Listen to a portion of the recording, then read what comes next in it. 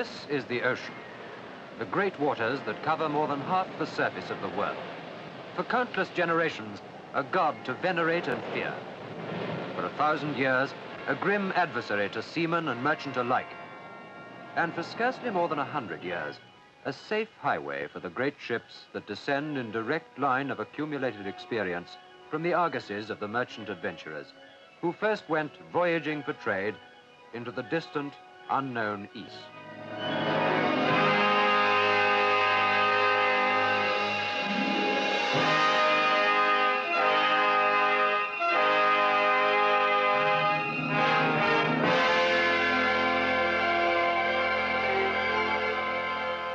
A ship as huge as this has something of the natural grandeur of a mountain peak.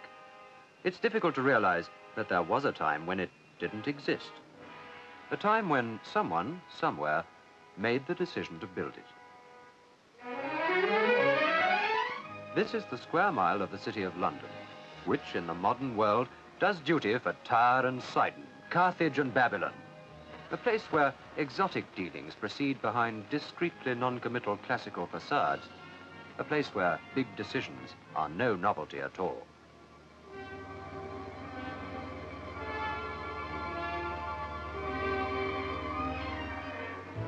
Here it was, on a day in September 1955, that a board meeting had been called at which the decision would be made, or perhaps not made, to order the largest passenger liner to be built in Britain since the war. The chairman's car passes under an arch built when Clive and Warren Hastings were recent memories. And upstairs, the preparations in the boardroom are inspected by the chief messenger. He's done it often enough before, and how should he know that this time his carefully arranged room will see a decision to back belief in the future of sea trade in a peaceful world with £16 million. But in 1955, what a world it was.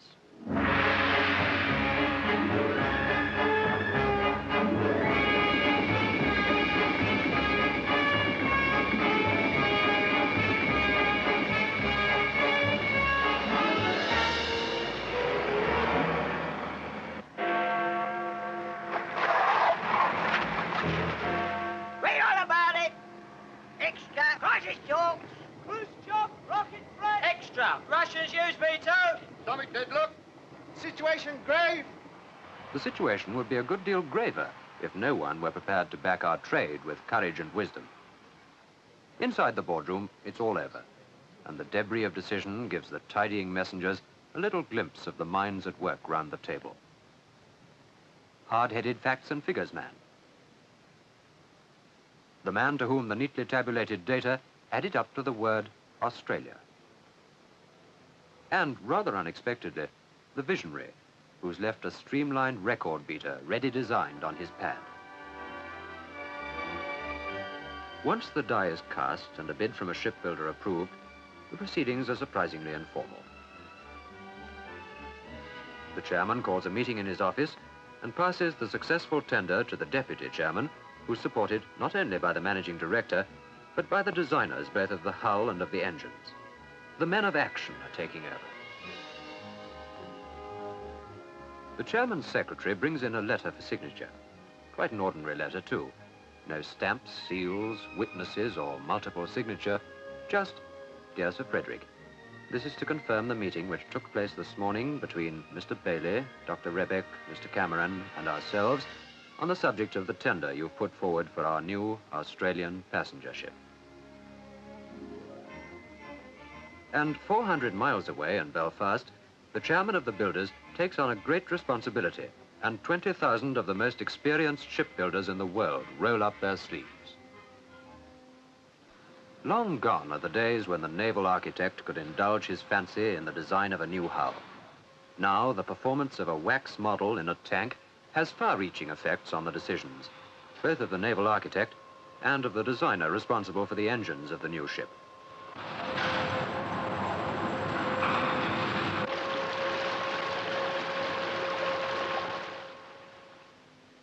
This is still only the first chapter of the story, and as yet no one has even thought of a name for the ship that only exists on paper.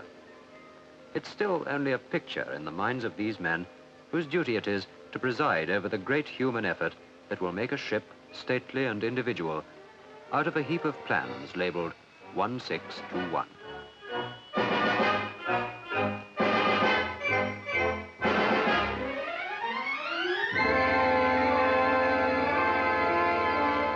You can't order a ship's plates as a builder orders bricks.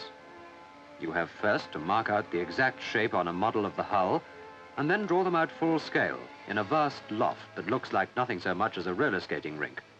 Actually, it's a giant tailor's shop. Paper patterns, as it were, for 40-foot steel plates weighing 10 tons apiece. This is the new ship's berth, empty and still for the last time for 2.5 years to come. And these are the men who will build her. Impersonal, unidentified faces that the years ahead will focus into personal, individual men, like Bill Duncan, the crane driver, who sees more than most of a new ship from his perch among the clouds. Bill's a bit of a philosopher. Here I go again, up 500 steps. 5, 6, 7, 8, 9. This should be a fine ship. Quite a keel plate, too, at 5 tons. Well, 1621. Here we go.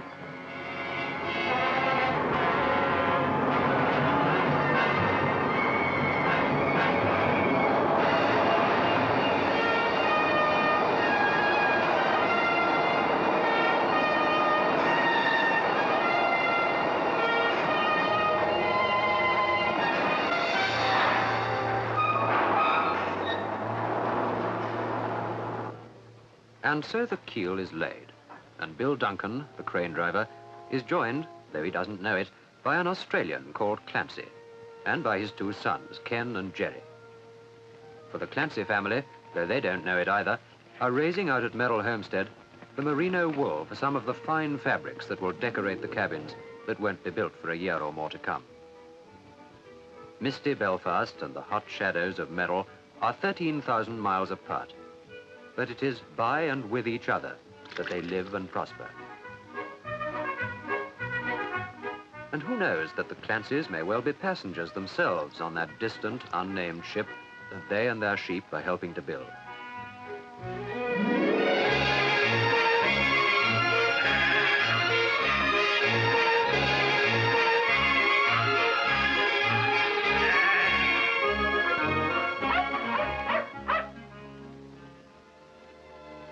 Each morning, 20,000 of us stream in through the yard gates and fan out into little groups inside.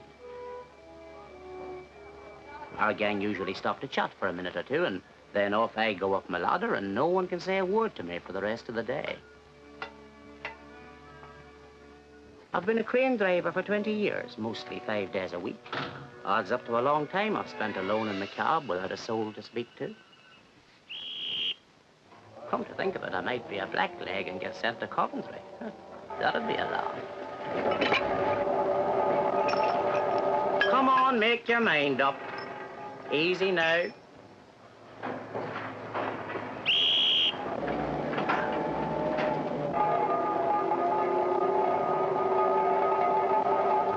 Down. Up. Stop. Easy. We ought to learn deaf and dumb language. Then we could tell each other what we really think.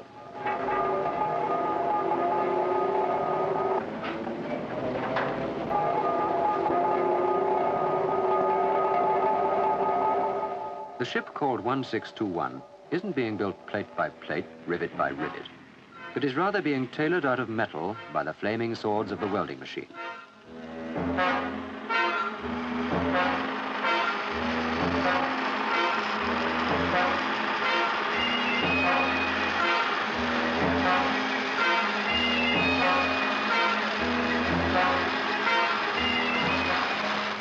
In this second half of the 20th century, a single prefabricated section of bulkhead may be as big as some of the ships that sailed with Hawkins to the Indies.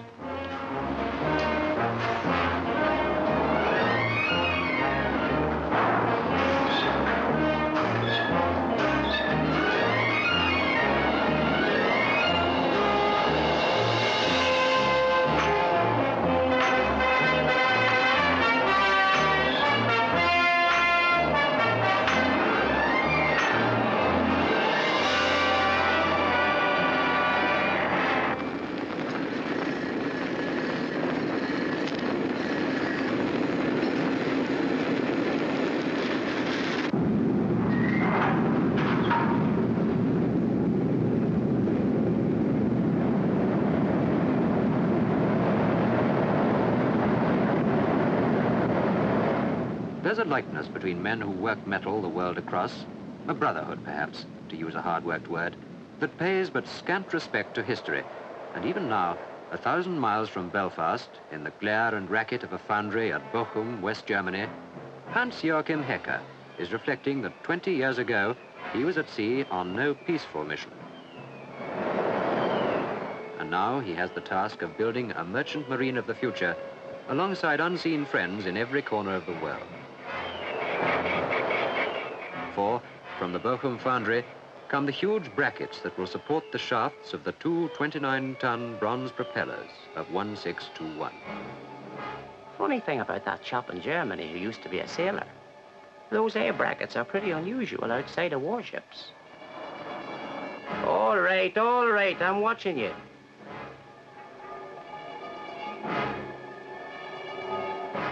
As we keep on swinging in section after section, you can't help noticing how big she's getting. All ribs now, like a great fishbone. Sunday afternoon, I set a little tree in the front. It was supposed to be a rose, but young Jim was so dead set on growing our own Christmas tree. It's hard to say no to them at that age.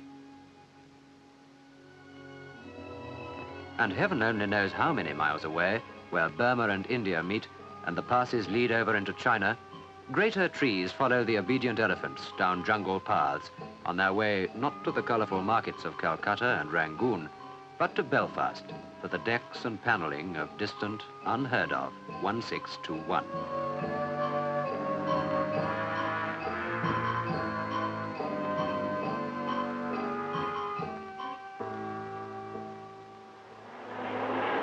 The ship will be driven by electric motors, and the current for them will come from the turbo alternators built in this factory at Rugby.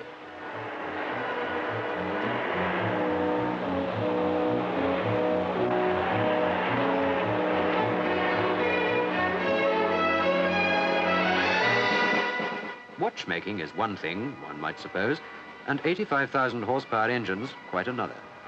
But here the two of them meet as the ponderous turbine casing eases down inch by inch.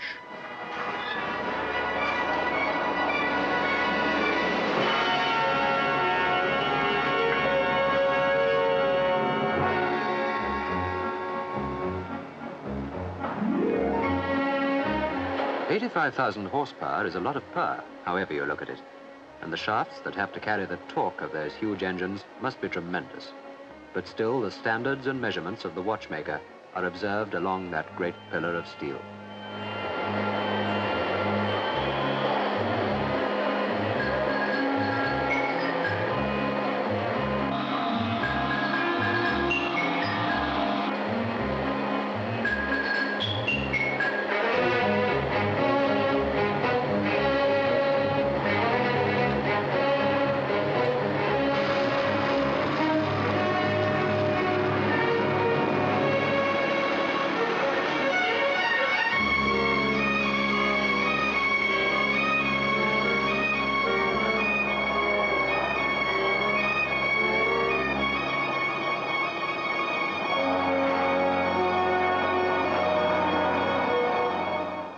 Now she's beginning to look down on the yard buildings all around. She's growing up and up all the time, and all the time she's getting nearer to me, I suppose. But I've still got 500 steps to climb.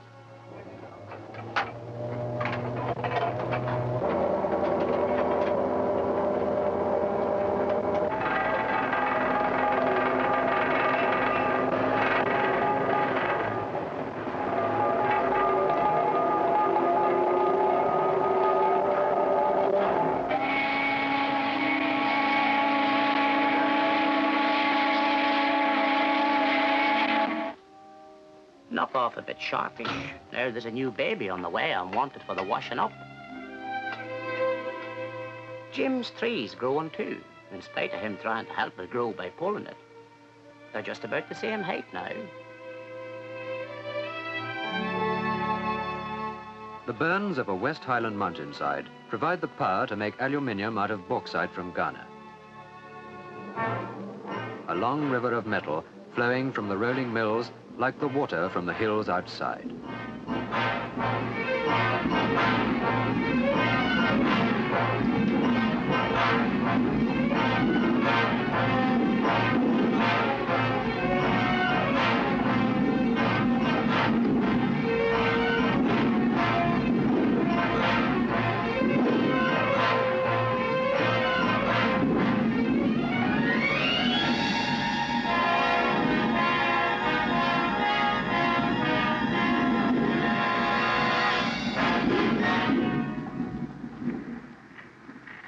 Until not so long ago, it was almost impossible to weld aluminium successfully and difficult enough to paint it. Intensive research and experiment led to the discovery of techniques to deal with both problems. And so, almost the whole superstructure of 1621 could be confidently designed in aluminium and welded aluminium at that.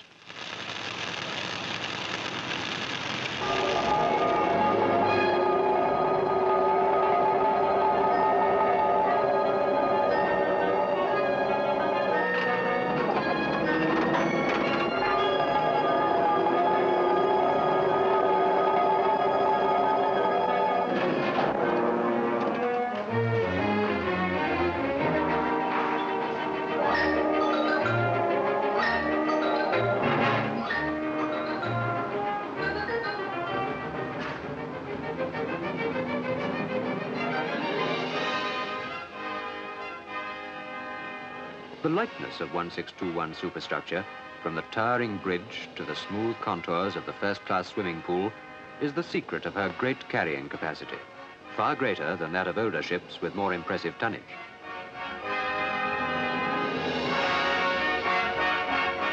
A very special feature will eventually be hidden below the sea. The bulbous bow designed to ease her passage through the water, whilst the ingenious bow propeller for maneuvering and the twin pairs of stabilizers combine with the great mass of more conventional equipment to make sure that this great ship will be something of which every man concerned with her building can be rightly proud.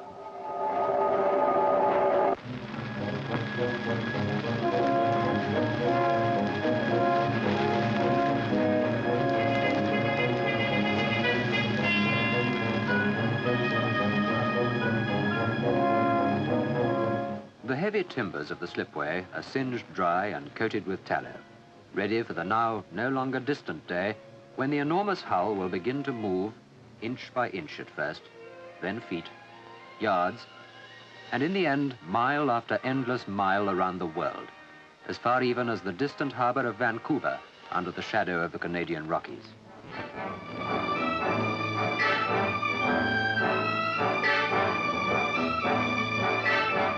In a few years from now, a short, stocky British Columbia stevedore, whose name is Jack, and who at this moment has never even heard of a project called 1621, will be handling at this same dockside one of the greatest ships in the world.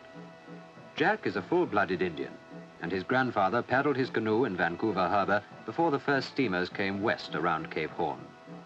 The ship will be number 1621, but then it will have a name.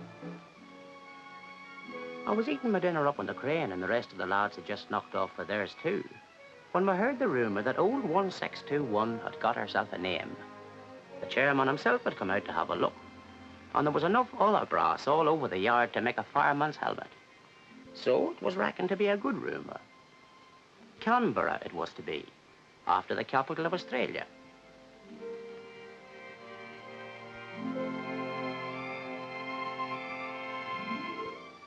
And there she was, all ready for the christening. Well, that's not the right word, of course, but I had got christening on my mind a bit, as the new baby was to be christened on the Sunday before luncheon. And after all the fuss and preparation at home and the leg pulling by the lads, I hardly knew whether we were christening the ship or launching the baby.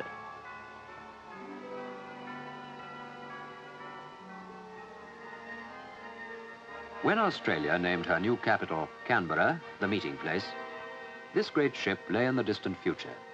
But a meeting place for thousands she has indeed become today, as she lies, brilliant in her new paint, under the pale Northern Ireland skies, waiting for Dame Patty Menzies, wife of the Australian Prime Minister, to perform the launching ceremony.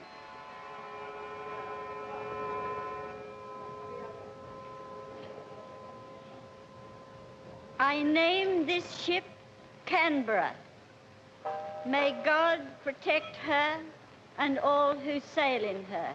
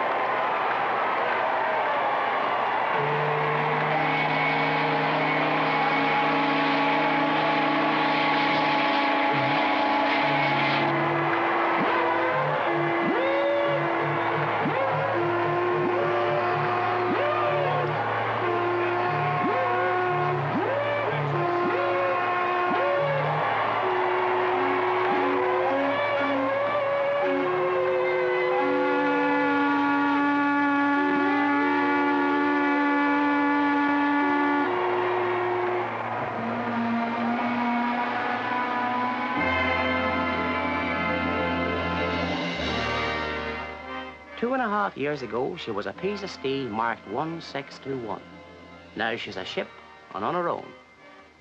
May the years bring her luck, and may our passengers think sometimes of the men who built and launched her, here in our city of Belfast. A ship has many designers, of the hull, of the engines, and of all the inside parts where the passengers will live. Sir Hugh Casson, Mr. John Wright, and Miss Barbara Oakley were the joint creators of Canberra's imaginative interiors. There's one thing about well-worn phrases, and that's that most of them got well-worn because they do the job so well. And our old friend, Floating Hotel, is one of them. No other word could quite describe Canberra's Meridian Room. But the Bonito Club, which is a good deal more than most hotels can offer, is only one of Canberra's cheerful variety of public rooms. The living space, the bit that the passengers see in this most modern of ships, is a very far cry indeed from even quite recent ideas of comfortable ocean travel. Admittedly, this is one of the more expensive cabins, but even then, what a cabin it is. The multitude of bars and public rooms, the cinema, the crystal room for dining out, and all the outward and visible signs of total modernity, remarkable though they are, can't compete with the fantastic array of applied technology which the captain commands from his remote eminence on Canberra's bridge.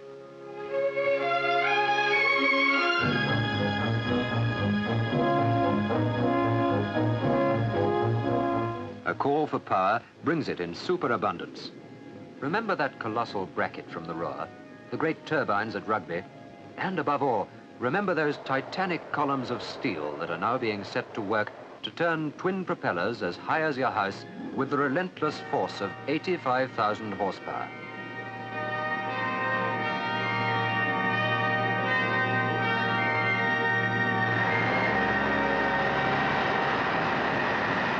Slow ahead, port. Slow ahead, port, sir.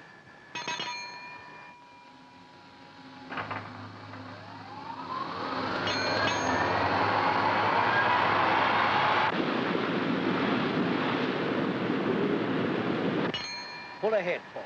Full ahead, port, sir.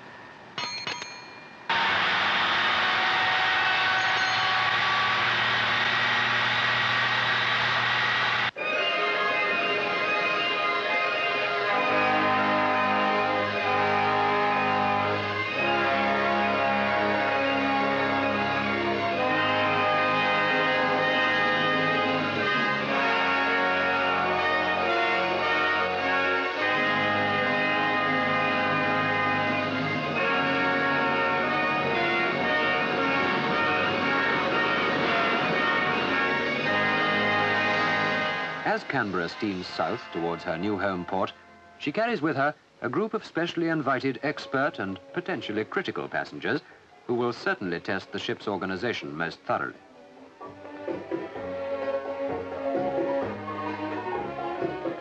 At the captain's table, the presence of the chairman and the absence of the captain himself are typical of this very special voyage. For while the guests enjoy themselves with Canberra's cunningly arranged distractions, the captain remains at his post, observing and studying his 45,000-ton responsibility.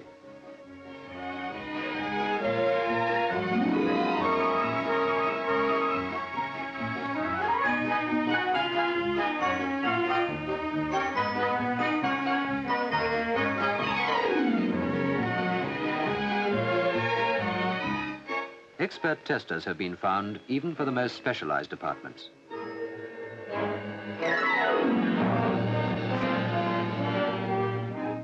This experienced traveler knows how to prepare for the long night's dancing as evening falls over the calm horizon.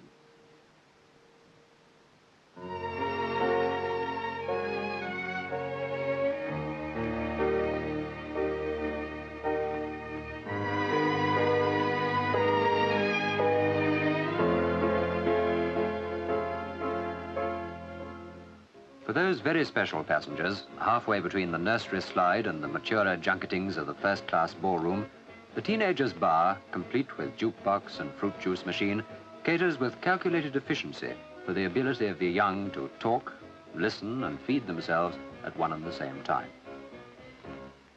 To those who have watched Canberra grow from a bold new idea in the minds of one or two men, this is a moment to relax a little from the undramatic but nonetheless fierce concentration of the years since the decision to build was taken. A moment, too, when it must be impossible not to feel a small, unprofessional thrill that all the great burden of calculation, of vision, of technical knowledge, and before all else, of unshaken, courageous faith in the future of British seaborne trade, has been this day so triumphantly, so unequivocally vindicated. This was the story of the birth of a great ship, but perhaps specially, it was the story of the men in every walk of life who made her a reality.